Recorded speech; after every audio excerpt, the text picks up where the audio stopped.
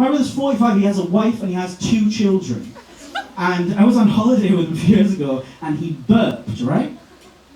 Everyone burps. But when he burped, he went, "Wasps." Right?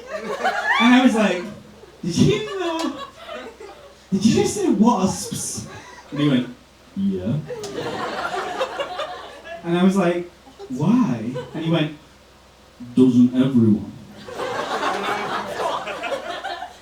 And I was like, hang on.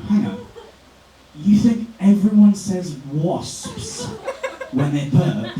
And his wife came over at that point, and she went, "See, I told you nobody else does it." For the past 35 years of his life, every time this man says wasps, it's only because a burp is leaving his body. He has 2 children.